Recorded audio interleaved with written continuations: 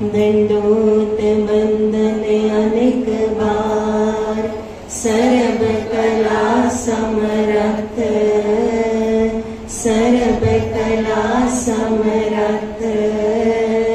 Dolan तेरा को प्रभु, नानक दे कर हाथ।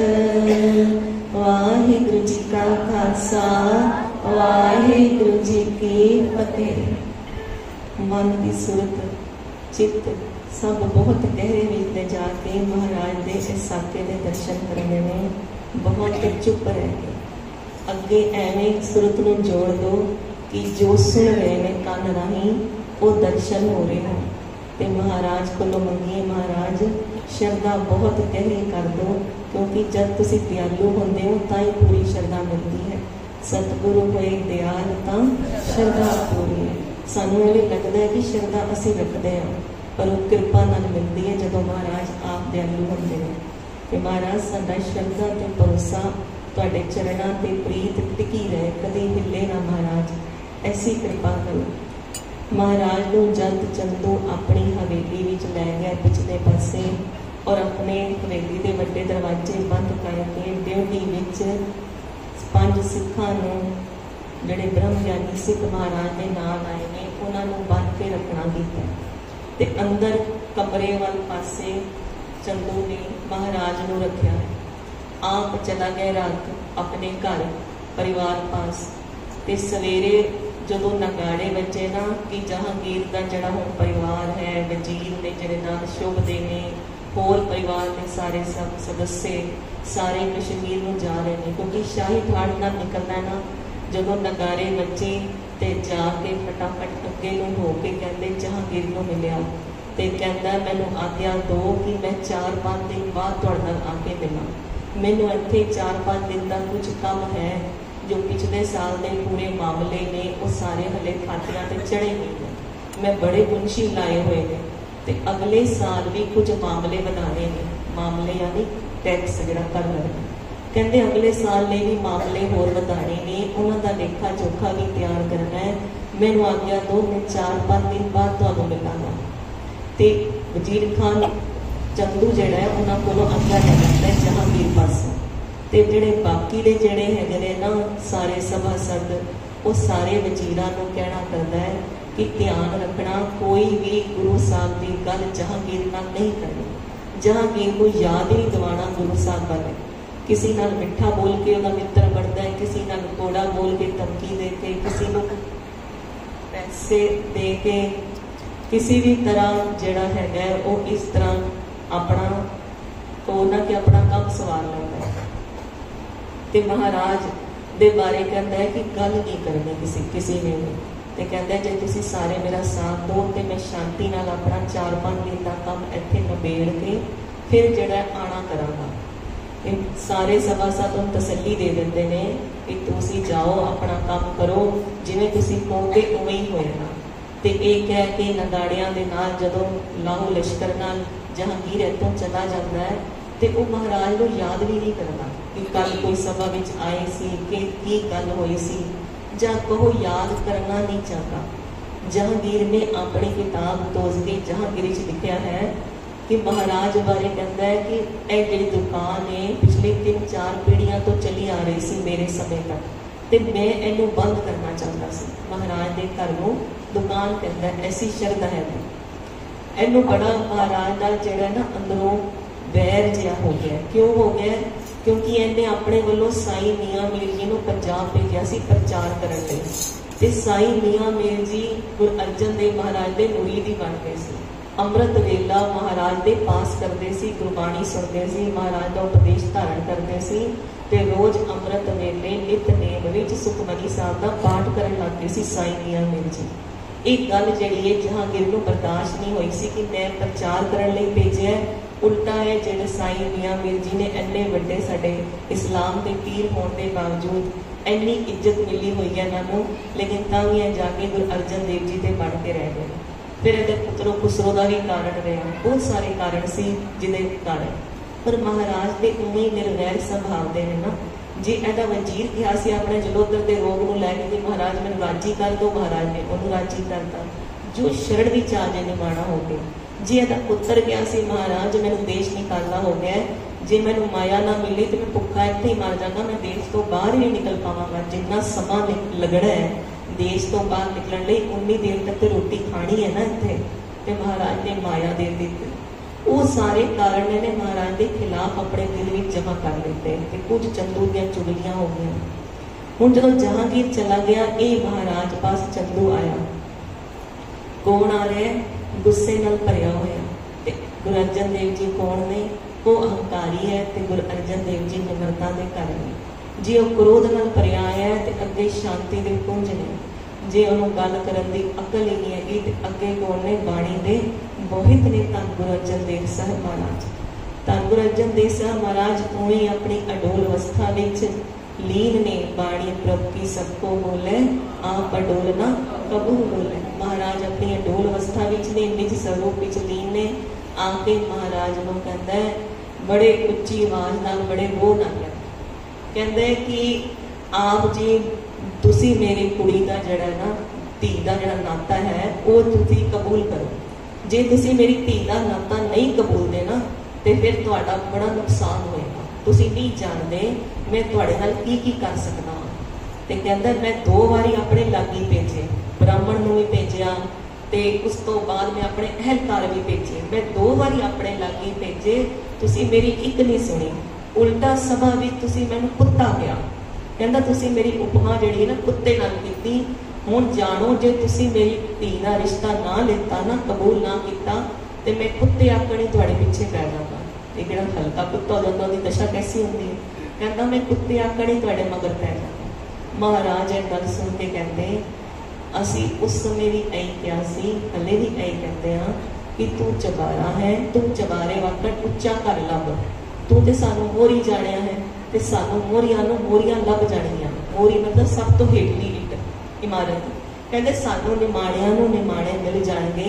भले लोग कहते ने अपने बराबर वाले नाल रिश्तेदारी होंदी है, जिहड़ा मेल जोल होंदा है अपने नाल, जिन्हां दे विचार मिलते होण, जिन्हां दे आपस विच कोई कुछ तो मेल होए ना, चाहे कारोबार मिलते हो, चाहे विचार मिलते हो, चाहे कोई धर्म मिलता होए, तां ही आपस में उठक बैठक होएगी ना। कहते एवें किवें? महाराज कहते फिर असीं संगत का वचन नहीं मोड़ सकते। संगत का वचन साडे लई गुरु नानक पातशाह का हुक्म है।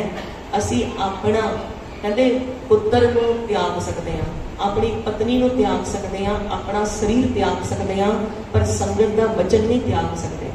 सारी जिंदगी महाराज ने संगत के वचन की पालना की है। महाराज का विरध ऐसा है, किसी भी सिख ने कोई वचन करता है महाराज ने अपना वचन मोड़ दिता है। कोई रस्ता कटिया जिवें भाई लखू जी वाली इट्टां दे आवे वाली भी कटिया सी ना, पर महाराज ने कभी सिखां दे जिहड़े वचन ने ना कभी वो नहीं मोड़े। महाराज कहते असीं संगत के वचन नहीं मोड़ सकते। संगत ने लिख के बेनती करके भेजी है कि इहदी कुड़ी का नाता नहीं लैना, ते असीं नहीं लैना। महाराज कहते असीं अपनी रसना नाल तैनूं कुत्ता नहीं किया। कहंदा तुसीं मैनूं कुत्ता किया है। महाराज कहते असीं अपनी रसना नाल तैनूं कुत्ता नहीं किया, पर जे तू कहंदा है ना कि तैनूं कुत्ता किया है ते साडे सिख ने किया सी, साडी हजूरी विच किया सी। और सिख ने किया सी ना कि कुत्ता हुण की भौंकदा है, पत्तर विच की लिख के भेजिया है। ते फिर यह भी किया सी कि कुत्ता भौंकदा रहिंदा है, हाथी जिहड़ा गुजर जाता है ते मरेगा भी कुत्ते की मौत। असीं कोई बड़ी गलत मौत, भयानक मौत मरदा सी, कहने हैं कुत्ते की मौत मरिया, कुत्ते की मौत जिहड़ी है चंगी नहीं मनदे। कहंदे महाराज कहंदे साडी हजूरी विच साडे सिख ने किया सी, पर सिख ते असीं एक रूपां। असीं कहने जे पहले सिख ने किया सी, असीं हुण कहने तू कुत्ता। महाराज ने कह के क्या कहंदे? महाराज कहंदे असीं हुण कहने तू कुत्ता है। ते एक गुरमुख प्यारी लोग कहते जे महाराज ने कहता है कुत्ता है ना, तो मेरा तो दिल यह कहता है कि भी हाले तक वो कुत्ता बनते ही घूम रहा होगा, वो बार बार कुत्ते की जून भी आता होगा जिन्हों धन गुरु अर्जन देव महाराज ने कहता है कि तू कुत्ता है। महाराज ने जो इस तरह किया तो बड़ा ही अग बबूला होया। कहता इन्हों खाण को कुछ नहीं देना, इन्हों पीण को कुछ नहीं देना, इन्हों सौण नहीं देना, इन्हों लेटण नहीं देना, कहते कोई आराम नहीं करन देना। देखो इन्नी गर्मी का महीना है, असी भी दीवान च आया घरों पानी पी के ऐसे, फिर भी कितनी प्यास है ना, 2-2.5 घंटे भी नहीं निकाल सकते बिना पानी तो। इहो महीना ना हुण इत्थे शहीदी होई। कहंदा महाराज नूं कहंदा है कि जदों इन्हां नूं प्यास लगेगी ना, तरे लगेगी बड़ा, फिर पानी मंगणगे ते फिर कहना 1 लाख रुपया गिण के लैके फिर पानी लेना पीने वास्ते। जे फिर भोजन मंगणगे फिर लाख रुपया लेना। जे आराम करना चाहणगे ना भी लक सीधा करना है ते भी लाख रुपया लेना ते फिर आराम करन देना। उदों महाराज ने ऐसी गल सुनी ना, महाराज कहते तेरा अहंकार बड़ा बोलदा है। महाराज कहते ਜਾਂ ਅਸੀਂ ਤੇਰੇ ਨਾਲ ਵਾਅਦਾ ਕਰਦੇ ਹਾਂ ਤੇਰੇ ਘਰ ਦਾ ਇੱਥੇ ਅੰਨ ਜਲ ਪਾਣੀ ਕੁਝ ਨਹੀਂ ਛਕਾਂਗੇ ਤੇ ਅਸੀਂ ਆਰਾਮ ਵੀ ਨਹੀਂ ਕਰਾਂਗੇ। ਤੂੰ ਕੀ ਜਾਣਦਾ ਸਾਨੂੰ ਇਹ ਚੀਜ਼ਾਂ ਸਤਾਉਂਦੀਆਂ ਨੇ, ਇਹ ਨੀਂਦ ਭੁੱਖ ਪਿਆਸ ਸਾਨੂੰ ਸਤਾਉਂਦੀ ਹੈ, ਸਾਨੂੰ ਇਹ ਚੀਜ਼ਾਂ ਨਹੀਂ ਸਤਾਉਂਦੀਆਂ। ਗੁਰਬਾਣੀ ਕੀ ਕਹਿੰਦੀ ਹੈ, ਜਿੱਥੇ ਊਂਘ ਨਾ ਭੁੱਖ ਹੈ ਉੱਥੇ ਕੋਈ ਊਂਘ ਯਾਨੀ ਨੀਂਦ ਤੇ ਭੁੱਖ ਨਹੀਂ ਹੁੰਦੀ। ਹਰ ਨਾਮ ਸੁਖ ਵਾਸ, ਜਿੱਥੇ ਹਰੀ ਦੇ ਨਾਮ ਦਾ ਸੁੱਖਾਂ ਦਾ ਵਾਸ ਹੁੰਦਾ ਹੈ। महाराज ते आप ही परमेश्वर ने ते उन्होंने किवें है जिहड़े 6 विकार ने शरीर में, भुख लगनी, त्रे लगनी, नींद आनी, शरीर को जिहड़ा सुख दुख व्यापना, ठंडा तत्ता लगना, ये सारे 6 विकार माया ने उहदे शरीर को पुंदे नहीं। जिहड़ा गुरमुख जिहड़ा महाराज दे कृपा नाल नाम दी असीस लै चुकिया हुंदा है, जिहदी उडारी उपर चली जाती है ना, उन्होंने ये सारे विकार जिहड़े ने वो नहीं पुंदे। महाराज कहते असी तेरे नाल वायदा करते हैं इत्थे कोई अन्न जल आप ही नहीं छकांगे। असी ते जिहड़ा अन्न छकना है, जल छकना है, असी बाणी विच दर्शन करते हर नाम हमारा भोजन 36 प्रकार। जिहड़े नाम दे अभ्यासी होंदे ने उन्हां लई नाम ही 36 प्रकार का भोजन होता है। महाराज दे आप प्रतक हर ने, महाराज दे जिहड़े वड्डे महापुरख संत भी इस कलयुग विच भी होए ने ना, उन्होंने भी कदी कदी यह मुख हो गया है कि संगतां दी खुशी लई छक लैंदे हां, छक्कण दी लोड़ शरीर नूं है ही नहीं, छक्कण दी लोड़ उस शरीर नूं रहिंदी नहीं। धन गुरु नानक देव महाराज उदासियां करते सी, किन्ने किन्ने अगे तक जाते सी। की कहने महाराज पौन हारी हो गए सी, पान नाम दे आसरे ही रहिंदे सी। भाई मरदाना जी कदी कदी भुख नाल विहा लोके मंगदे सी, महाराज ते टुरदे ही जांदे सी तारण वास्ते। महाराज ने कदों किस समय भोजन छकदे सी।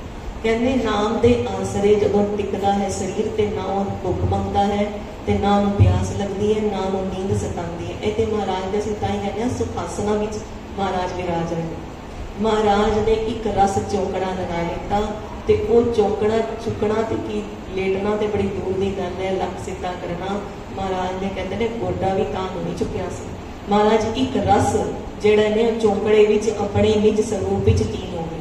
ते फिर जान टाइम कहता है एक सिपाही इन्हां दे सिर ते खड़ा रहे, इन्हां दी क्रिया सारी देखदा रहे, किते इन्हां नूं कुछ चाहिए ना होए। जिवें ही आराम करन लगन उवें ही इन्हां नूं बरछा मार के उठा देना, कहंदा बरछा मार के उठा देना। अपने वालों तकड़ाई कर रहा, कहंदा तकड़े होके रहो ते जिहड़े सिख बाहर बन्ने हुए ने ना उन्हां दे रस्से होड़ कस दिओ ते देखना वो नजदीक भी ना आ पाण ते सिख ते गुरु आपस विच कोई गलबात ना कर सकण। इन्हां दे आपस विच कोई गलबात नहीं होनी चाहिए।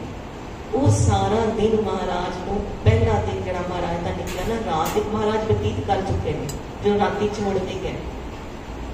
जिहड़ा पहला दिन ते दूसरी रात इसे तरह निकली है। महाराज उस चौंकड़े ते एक रस लीन ने ते जिहड़े सिख ने उन्होंने बाहर बने हुए ते जिहड़े सिख ने वो महाराज की बाणी का पाठ करते। जदों बाहर लाहौर की संगतां विच हो गया कि महाराज जहांगीर नूं मिलण गए सी, मुड़ महाराज कित्थे गए ने, उहदे राज दरबार तो बाहर निकल गए। लाहौर की संगतां महाराज को लभदियां, महाराज नाल प्रेम बड़ा है। 2.5 साल महाराज पहले इत्थे रहे ने, संगतां नूं नाम उपदेश देते रहे अपने पिता जी की आग्ञा विच। उपरंत महाराज नूं गुराई गद्दी मिली सी ते महाराज इत्थे काफ़ी समा रहे ते महाराज का प्रेम बड़ा है। सिख भी लोग कहते लभते ने महाराज नूं, एक दूजे को पुछते ने किहदे घर गए ने। पहले भाई सद्धू जी के घर ठहरे सी, तुहाडे घर गए ने। फिर धर्मशाला भी जाके देखते हैं। फिर जिथे गुरु रामदास महाराज का प्रकाश होया सी उस धर्मशाला में जाके देखते हैं।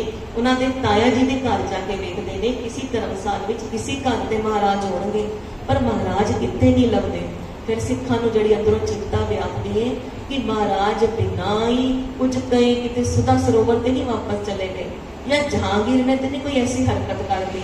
कहते हैं जिहड़े सरकारी बंदे ने ना, सिख उन्हां पासों सूह कड्ढण की कोशिश करते हैं कि महाराज कित्थे गए। फिर कुछ सरकारी बंदियां वालों सिखां नूं रली मिली खबर पता चलती है कि जिहड़ा चंदू है ना वो महाराज को लैके जा रहा सी। उन्हें आग्ञा लई सी महाराज को अपने सदन विच अपने घर विच ले जाण दी। कहते फिर एक कोलों खबर पक्की मिली कि रात के नेरे विच अपने घर लै गया ते दरवाजे कर लेंदे बंद वड्डे ते सिपाहियों का पहरा बड़ा है। ते सिख ने ना वो दरवाजे ते जाके किसी तरीके पहुंच के अंदर अंदर कंन लगाते ते अंदरों भाई पिराणा जी ने सुखमनी साहब जी की बाणी पढ़ रहे, सुखमनी सुख अमृत प्रभ नाम बदन जनाते अमर विसराम। जो बाणी की आवाज आई ना, सिखा नूं पता चल गया कि अंदर ही ने साडे भरा भी ते साडे गुरु साहब भी। ते हुण की करिए, पहुंच किवें करिए? चंदू दा ते ईमान चंगा नहीं लगता, इहदी नीयत चंगी नहीं है। ते जदों सियाणता ना सारे सिपाहियां ने कि बाहर कोई रोला है, ते उन्होंने सिखां नूं भी ना बड़ा गलत वर्ड कह के भी की पकदे वाले कह के चुप करो, ऐ ना कुछ बोलो। ते बाहरों जिहड़े सिख आए सी उन्हां नूं भी डंडे मार के उत्थों दौड़ा दिता कि कोई इत्थे नहीं रहेगा। सिख लाचार हो के, उस समय देखो हालात कैसे सी। 5 पातशाहियां तक महाराज ने बाणी का प्रेम का जिहड़ा सबक है वो सिखाना कीता है, पर जिहड़ी जनता है ना वो सहमी हुई है। सिख भी सहमे हुए ने कि उतों दी चले गए ने, अखां च आंसू लैके चले गए ने, पर कोई उन्होंने एवें दी हरकत नहीं की कि जो असीं कहिए कि चढ़दी कला विच नहीं असीं अगों दी होड़दे हां, एवें कोई नहीं कीता। जनता बहुत सहमी हुई है, बड़ा डर मंदी है चंदू का भी ते जहांगीर का भी, मुगलिया सरकार का भी कि बड़ी जुल्मी सरकार है, कुछ भी कर सकती है, हिंदुओं को जबरदस्ती नौकरी ते रखती है।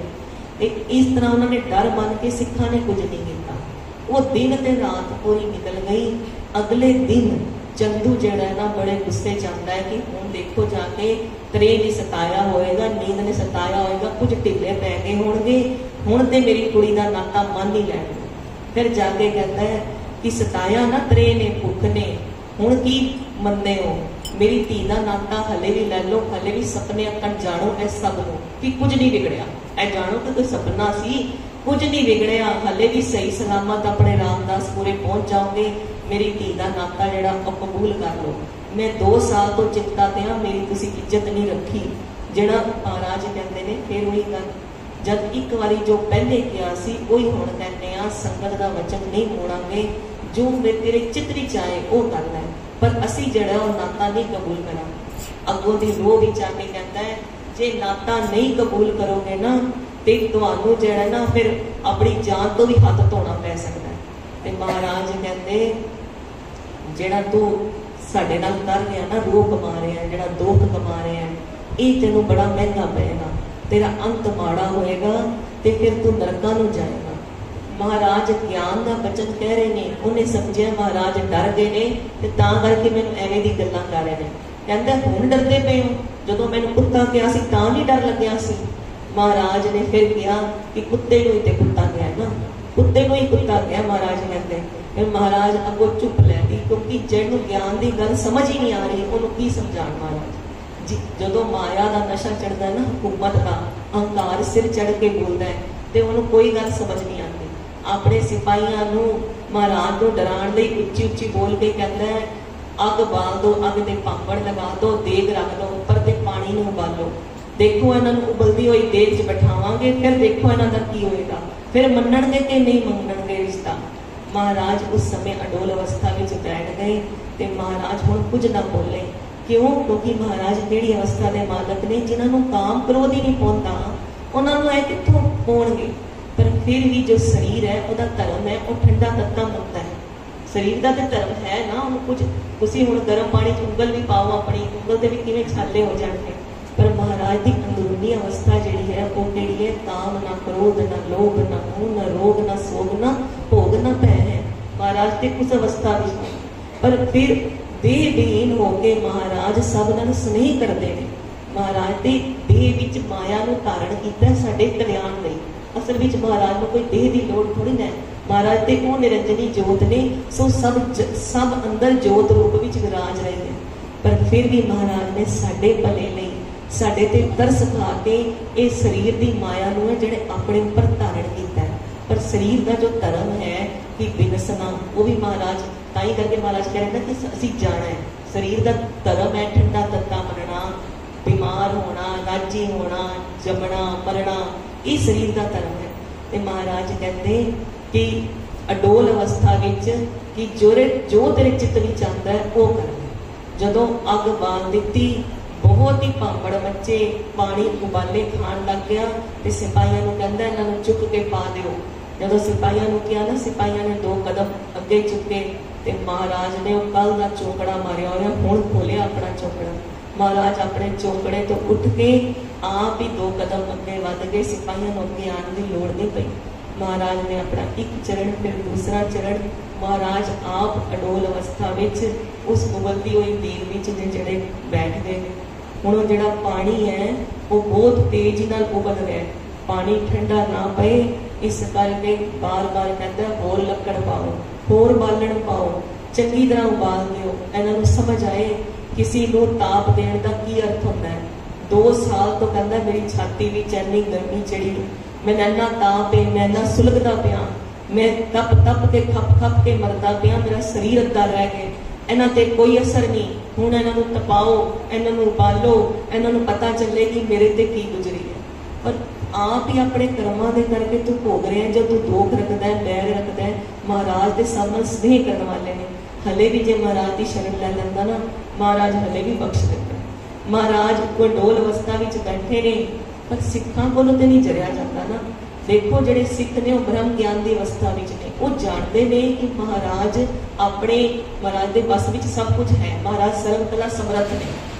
जिवें इत्थे हुण मान लो कि कोई ब्रह्म ज्ञानी सिख बैठे होण, जिन्होंने पूरा अंदर ज्ञान है, ब्रह्म ज्ञान है कि गुरु ग्रंथ साहब महाराज ने जिहड़े वो ज्ञान स्वरूप ने, शब्द गुरु ने, जिन्होंने पूरा है ज्ञान होए, पर फिर भी जे उन्होंने अखां सामने गुरु ग्रंथ साहब महाराज का कोई बेदबी करने लगे, वो ब्रह्म ज्ञानी सिख जो भी सहन नहीं होएगा ना।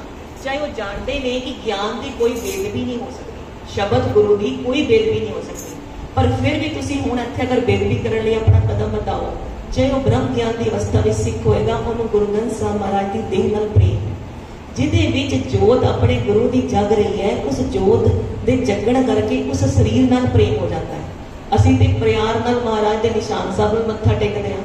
महाराज की जो निशानियां ने साडे कोल, कोई सिमरना है, कोई कंधा है, कोई महाराज का जोड़ा पिया है, कोई महाराज का कड़ा पिया है, मत्था टेकदे हैं ना कि महाराज दी निशानियां ने। जी महाराज की ज्ञान जोत गुरु ग्रंथ साहब महाराज जग रही है, तो गुरु ग्रंथ साहब महाराज की जिहड़ी जिल्द है, जिहड़े अंग ने, असीं उन्हां नूं अंग कहते हैं महाराज के प्रेम नाल। पेज या अंक या पत्रे नहीं कहते, अंग कहते हैं, अपने शरीर वर्गे अंग। तो ये जानो कि जिथे जोत जग रही है उस शरीर नाल इन्ना प्रेम हो जाता है। सिखां कोलों जदों नहीं बर्दाश्त होया ना, तो भाई पिराणा जी की शक्ति जदों नहीं चल सकी, शक्ति जिहड़ी अंदर महाराज की बख्शिश नाल समाई हुई सी, उन्होंने रस्से तोड़ के तो अगे निकलने की कोशिश की, ते जड़े सिपाही सी ना उन्होंने सोटे मारे। जब सोटे मारे तो उत्थे गिर गए भाई पिराणा जी। महाराज ने देखा भाई पिराणा जी को सोटे पे ने। महाराज कहते पिराणा जी क्यों सोटे खाते हो, अगे क्यों आ रहे हो? कहते महाराज दीन दीन हो के महाराज को हाथ जोड़ के बेनती की, महाराज जे तुसीं मुखों नहीं बोलना, मैनूं अपने नेत्रां नाल इशारा कर दो, आप जी की कृपा नाल ये जिहड़ा लाहौर है ना, इहनूं एक अपने हाथ विच ते एक हाथ विच दिल्ली नूं चुक सकदा। महाराज जे तुसीं सिर्फ चंदू की है पूरे तुर्का का नाश कर सकना, एक बारी इशारा कर दो, मैं यह सब अपनी अखां नाल नहीं देख सकता।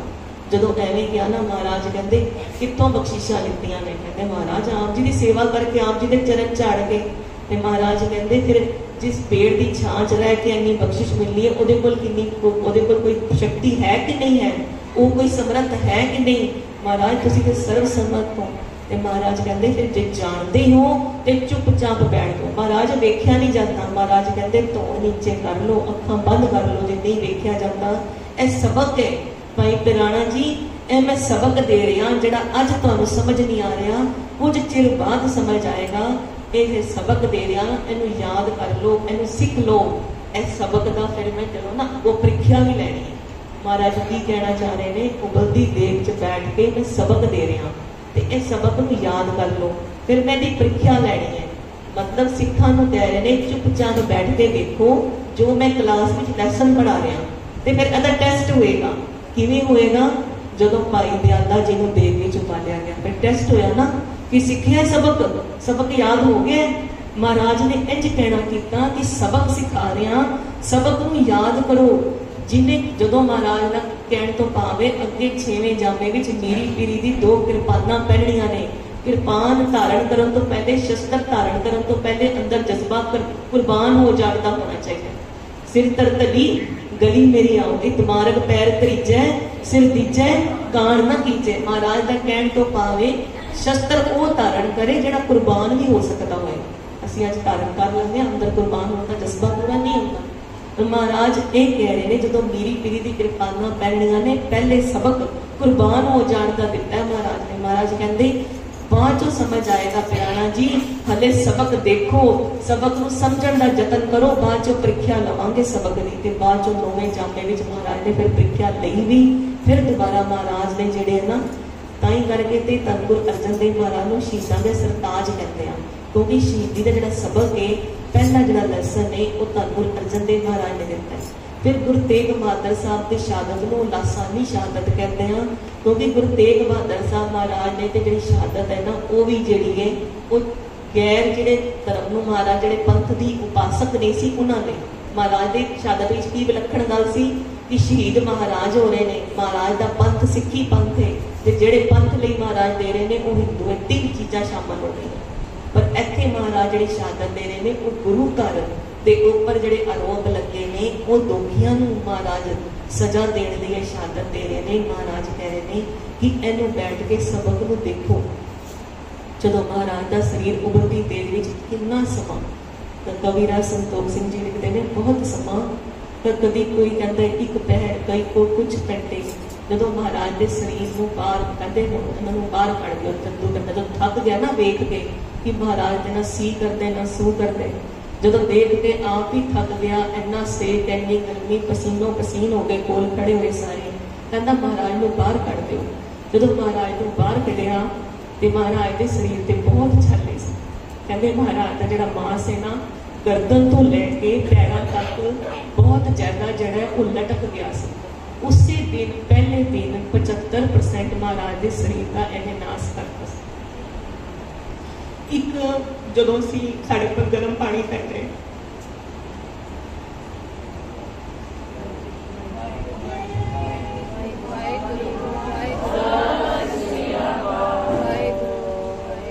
एक सिख दी मैं कहानी सुनी सी कि उन्होंने केसी स्नान करना सी, अचानक बड़ा तपदा पानी पै गया सी ते हॉस्पिटल रहना पिया सी बड़ा टाइम, अचानक तपदा पानी पै गया सी ते कहते इत्थे महाराज इन्ना समा उबल के बाहर आए ने ते महाराज का पूरा शरीर मांस जिहड़ा ना हड्डियां तो अलग हो के थल्ले नूं लटक रहे। ऐसी हालत है, फोटोआं विच सानूं पता नहीं चलता, तुसीं गहराई ना सोचो, फोटो विच तो नॉर्मल बना देंदे ने कि हाँ उबलदी देख चो उबल रहे। ऐसा शरीर महाराज का, महाराज फिर एक चौकड़े पे, क्योंकि महाराज ने क्या तेरे घर लेटना भी नहीं है। धन गुरु अर्जन देव साहिब जी, धन गुरु अर्जन देव साहिब जी, धन गुरु अर्जन देव साहिब जी, धन गुरु अर्जन देव साहिब जी, धन गुरु अर्जन देव साहिब जी, धन गुरु अर्जन देव साहिब जी। झूलते निशान रहे, सजते दीवान रहे, वाहिगुरू जी का खालसा।